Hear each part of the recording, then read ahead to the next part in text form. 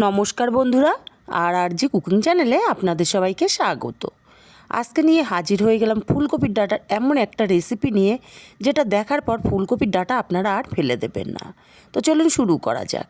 এখানে দুটো ফুলকপির ডাঁটা আমি ফ্রিজে রেখে দিয়েছিলাম, বার করে নিয়ে ডাঁটাগুলো আমি সব ছাড়িয়ে নিয়েছি। এখন আমার মা এই ফুলকপির ডাঁটাগুলোকে কেটে দিচ্ছে। যেভাবে আমরা আলু ভাজা করি বা লাউয়ের খোসা ভাজা করি, সেইভাবে পাতলা পাতলা লম্বা লম্বা করে আমার মা ডাঁটাগুলোকে কেটে দিচ্ছে। দেখুন, ঠিক এইভাবে সব ডাঁটাগুলো কেটে নেওয়া হয়েছে। ফুলকপির ডাঁটাগুলোও সব কেটে নিয়েছে। আর নিয়েছি দুটো আলুগুলো যেভাবে আমরা আলু ভাজা করি সেইভাবেই মা কেটে দিয়েছে। আর এই রেসিপিটা আমার মায়ের কাছ থেকে শেখা। একটা কড়াই গরম করে কড়াইতে দিয়ে দিলাম তেলটা গরম হলে একটা শুকনো লঙ্কা ফাটিয়ে হাফ চামচ কালো জিরে দিয়ে তারপরে কেটে রাখা ফুলকপির ডাঁটা আর আলুগুলো দিয়ে দিলাম। ভালো করে নাড়াচাড়া করে মিশিয়ে দেব। তারপর ঢাকা দিয়ে আমি 2 মিনিট রান্না করব। তার আগে ঝালের জন্য দিয়ে দেব চেরা কাঁচা লঙ্কা, তারপরে ঢাকা দিয়ে দিলাম। 2 মিনিট পর ঢাকাটা খুলে নিচ্ছি। আবার একটু নাড়াচাড়া করে দেব, যাতে দুই পাশেই ভালো মতো সেদ্ধ হতে পারে। ভালো করে আবার একটু নাড়াচাড়া করে দিয়ে আবারও ঢাকা দিয়ে দেব 2 মিনিটের জন্য।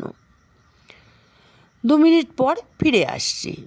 2 মিনিট পর আবারও ঢাকাটা খুলে নিচ্ছি। আবারও একটু নাড়াচাড়া করে দেব। দেখুন, নিচটা লাল লাল হতে শুরু করেছে।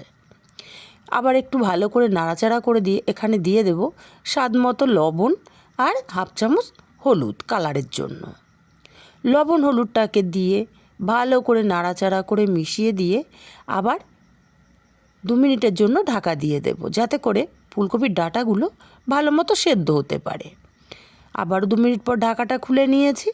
আবারও একটু নাড়াচাড়া করে দেব, যাতে করে সম্পূর্ণ ডাঁটা আলু সেদ্ধ হয়ে যায়। এইভাবে ছড়িয়ে দিয়ে ওপর থেকে দিয়ে দেব বড় সাইজের একটা পেঁয়াজ কুচি। পেঁয়াজ কুচির পরিমাণটা একটু বেশি দিলে খেতে বেশি ভালো লাগে। এইভাবে 2 থেকে 3 মিনিট আরও টাইম নিয়ে রান্না করে নিয়েছি। অনেকটাই ভাজা ভাজা হয়ে গেছে। এখন এখানে দিয়ে দেব হাফ চামচ চিনি। চিনিটা দিলে স্বাদটা ব্যালেন্স হয়। আপনারা যারা পছন্দ না করেন তারা নাও দিতে পারেন। চিনিটাকে দিয়ে আরও 2 মিনিট এইভাবে নাড়াচাড়া করে রান্না করে নিয়েছি। তারপর আলাদা পাত্রে নামিয়ে নিয়েছি। পরিবেশন করার জন্য রেডি। রেসিপিটা কেমন লাগলো কমেন্ট করে জানাতে কিন্তু ভুলবেন না।